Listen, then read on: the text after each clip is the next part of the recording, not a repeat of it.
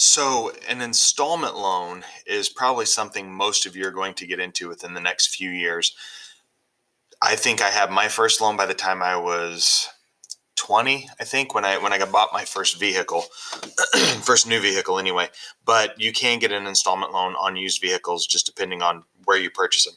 So, basically, an installment loan is the type of loan where you make monthly payments on the item that you bought.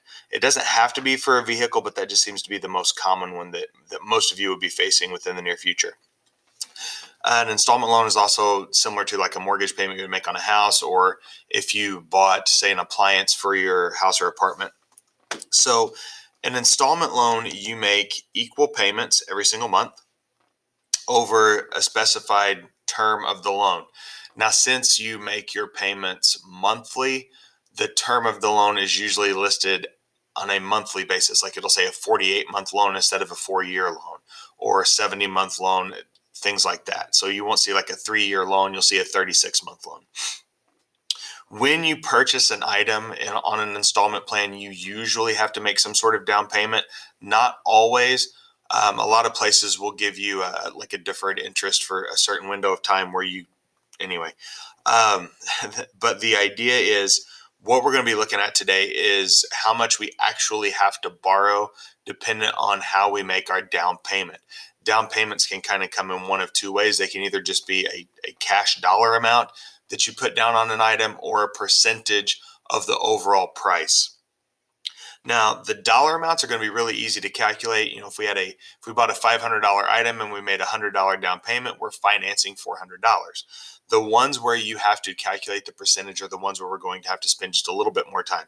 But overall, the idea is the same.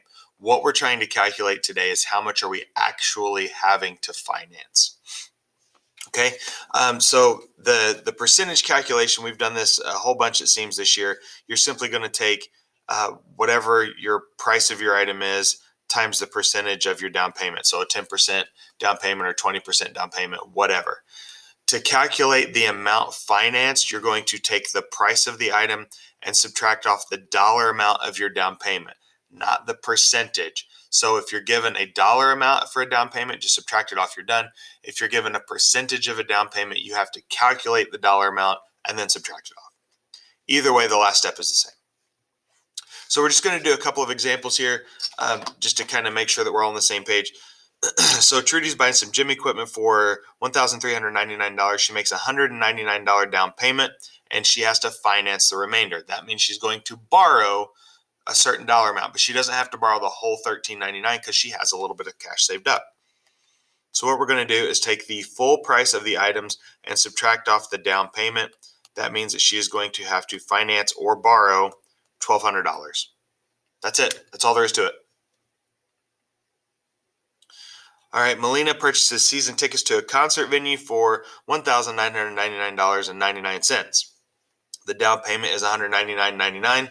So we're going to do the same thing. We're going to take the full price of the item and subtract off her down payment. So in this case, she is going to borrow $1,800.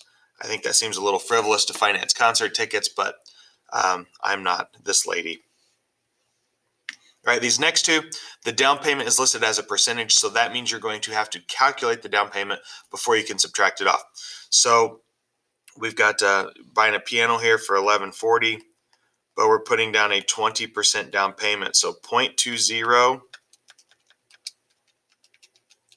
her down payment is $228.00. So she's actually going to have to borrow the difference. We're going to subtract off that down payment from the price. $912 is what she's financing. Okay, so if the down payment's listed as a percentage, you have to calculate the dollar amount before you can subtract it off.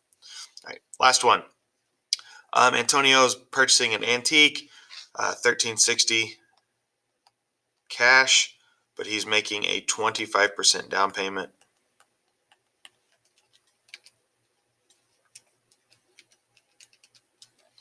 So his down payment is $340.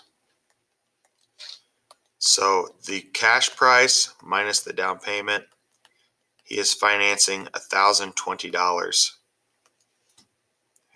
That's it. Some of them have one step where you just have to subtract. Some of them have two. It really depends on the problem.